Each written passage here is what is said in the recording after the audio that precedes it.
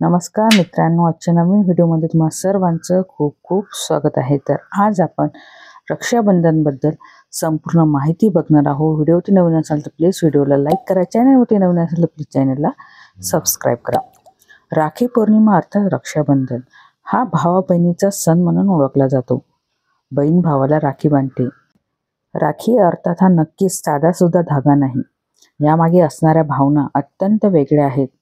भावाने बहिणीला तिच्या रक्षेचे दिलेले वचन हे खूपच महत्त्वाचे असते। दरवर्षी साधारण ऑगस्ट महिन्यामध्ये रक्षाबंधन येते। हिंदूंच्या पंचांगानुसार श्रावण महिन्यामधील पौर्णिमेला हा सण साजरा केला जातो। पूर्वपार ही परंपरा चालत आली आहे। या परंपरेबद्दल अनेकांना कुतूहल असते की या सणाला नेमकी कशी सुरुवात झाली। रक्षाबंधन माहिती नेमकी काय आहे, त्याचा इतिहास काय आहे, याचे नक्की काय महत्त्व आहे, आज आपण जाणून घेऊया। रक्षाबंधन माहिती आणि महत्त्व। रक्षाबंधन हा सण आपल्याकडे भारतीय संस्कृतीच्या प्रमुख सणांमध्ये साजरा करण्यात येतो। भावा बहिणीचा स्नेह, प्रेम आणि उत्सव अशा मिश्र भावनांचा हा सण आहे। देशभरात हा सण वेगवेगळ्या नावाने खरं तर ओळखला जातो। उत्तर भारतामध्ये कजरी पौर्णिमा, पश्चिम भारतामध्ये नारळी पौर्णिमा या नावाने हा सण साजरा करण्यात येतो। राखी या शब्दामध्ये रक्षण कर म्हणजेच राख सांभाळ कर असा संकेत देण्यात आला आहे। त्यामुळेच हा अर्थ लक्षात घेता या दिवशी प्रेमाचा रेशमी धागा आपल्या कर्तबगारी भावाच्या मनगटावर बांधून त्याच्याकडून रक्षणाचे वचन अर्थात रक्षणाचे अभय घेणे अशी ही अप्रतिम प्रथा आहे। नात्याचे रक्षण करणे हाच यातील गांभीर्य अर्थ आहे। आपण अनेकदा पाहतो की बऱ्याचदा बहिणी मोठी असते, ती आपल्या भावाचे रक्षण करते, ती स्वतःचे रक्षण करण्यासाठी समर्थ असते। पण स्त्री कितीही कमावती मोठी असली तरी तिच्या भावावर असणारा विश्वास या राखीमधून दिसून येतो। यामध्ये तिचा दुबळेपणा नाही तर तिच्या भावाच्या कर्तृत्वावर जास्त विश्वास असतो आणि हेच त्यांच्या नात्यातील आपलेपण जपण्यासाठी राखी पौर्णिमा साजरी करण्यात येते। या नात्यामागची हीच खरी पवित्र भावना आहे। त्यामध्ये कोणतीही फसवणूक नाही। भावा बहिणीचे नाते हे भांडणाचे, खोडीचे तरी तितकेच प्रेमाचे असल्याने हा केवळ धागा नसून त्या धाग्याला नात्याचे महत्त्व आहे।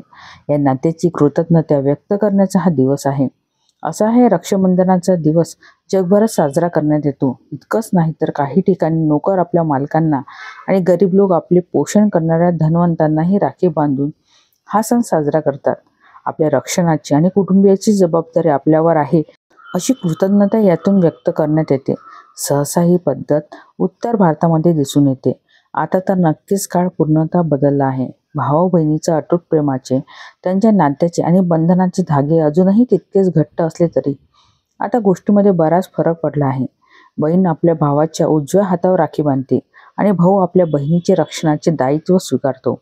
काळ कितीही बदलला असला तरीही आजच्या काळातही भावा बहिणीच्या प्रेमाच्या रक्षाबंधन या सणाचे महत्त्व कायम आहे। आता तर सोशल मीडियाच्या युगात वेगवेगळ्या पद्धतीने रक्षाबंधनाच्या शुभेच्छा संदेशही पाठवले जातात। रक्षाबंधनाचं धार्मिक महत्त्व। कोणत्याही धाडसी, शूरवीर अशा पुरुषाने आपल्या आसपासच्या सर्व महिलांचे, दुर्बळ, वृद्ध, आबाल, अपंगांचे रक्षण करणे हा धर्म समजण्यात येतो। पुराणात सांगितल्याप्रमाणे श्रावण पौर्णिमेला भटजी अर्थात पुरोहितांनी दिलेले आशीर्वाद हे पवित्र मानण्यात येतात। या रक्षाबंधन सणाला धार्मिक महत्त्व देखील आहे।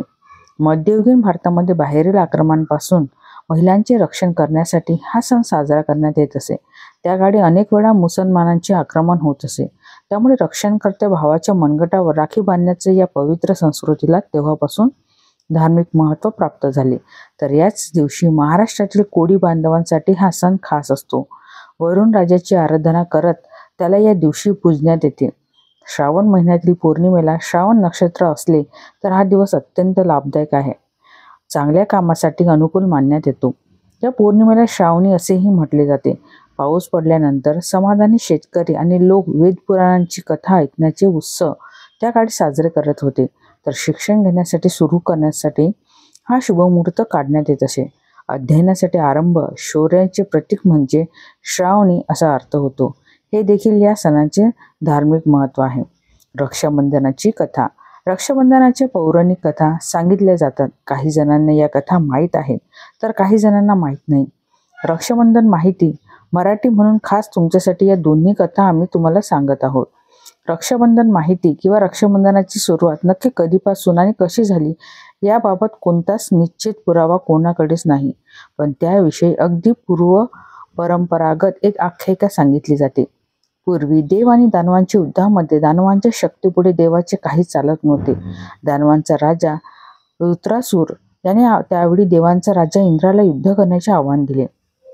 इंद्राने आपले वज्र उचलले आणि युद्धाला निघाला. त्यावेळी इंद्रदेवाला विजय मिळावा म्हणून त्याची पत्नी शुशी अर्थात इंद्रायणी विष्णूकडून मिळालेला एक दोरा ज्याला राखी म्हणतात तो इंद्राच्या हातावर बांधला. या राखीच्या प्रभावाने इंद्राला आत्मविश्वास मिळाला आणि या युद्धात विजय मिळाला अशी तिची श्रद्धा होती. त्याप्रमाणे इंद्रदेवाचा विजय झाला आणि त्याचे गेलेले वैभव परत मिळाले. या प्रसंगाची आठवण म्हणून मनगटावर राखी बांधण्याची पद्धत पडली असे सांगितले जाते.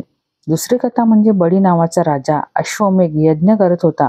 त्या क्षणी तेथे भगवान विष्णू वामन अवतार घेऊन आले. बळीराजा हा त्याच्या शूरपणासाठी फारच प्रसिद्ध होता. तसेच पाहण्यासाठी भगवान विष्णूनं वामन अवतार घेऊन त्याच्यासमोर उभे ठाकले. त्यांनी बळीराजाला 3 पाऊल जमीन दान करायला सांगितले. बळीराजा लगेच तयार झाला. त्याने वामन अवतार रूपी विष्णूंना जमिनीवर 3 पावलं ठेवण्यास सांगितली. विष्णूने पावलं मोजण्यास सांगितले. त्यावेळी विष्णूंच्या एका पावलात पृथ्वी सामावली, दुसऱ्या पावलात स्वर्गलोक आणि तिसरे पाऊल त्यांनी बळीराजाच्या डोक्यावर ठेवून त्याला थेट पाताळात ढकलले. बळीराजाने तो महिमा पाहून पाताळात राहण्याचा निर्णय मान्य केला. मात्र त्याने विष्णूकडे एक वचन मागितले. राजा बळी म्हणाला की मला असा आशीर्वाद द्या की इथून कोणत्याही क्षणी तुमच्याकडे पाहू शकेन.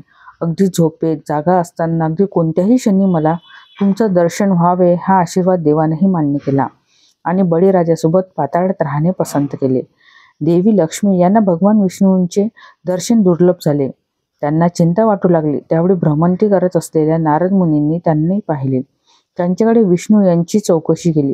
त्यावेळी नारद मुनींनी घडलेला सगळा प्रकार सांगितला.